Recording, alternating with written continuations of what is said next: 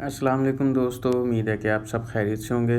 दोस्तों, आज की मेरी वीडियो मैं आपको ऐसी एप्लीकेशन के बारे में बताने जा रहा हूं कि जब आप उसको ओपन करते हैं तो वो सिक्योरिटी की वजह से आईफोन के अंदर ओपन नहीं होती। जैसे ये एप्लीकेशन मैंने डाउनलोड की है, देखें अनट्रस्टेड इंटरप्राइज डेवलपर, ये एरर दे रहा है।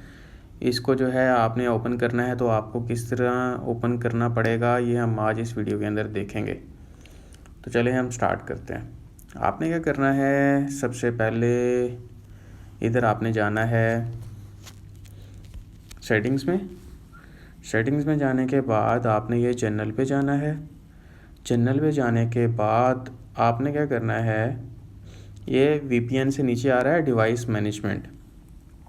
डिवाइस मैनेजमेंट पे आपने क्लिक करना है।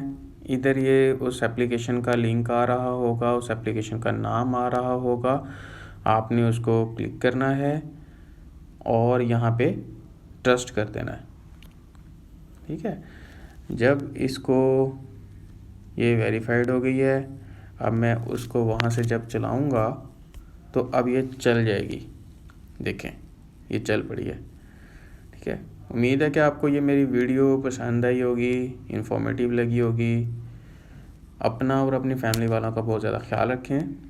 पाकिस्तान जिंदाबाद। अल्लाह हाफिज़।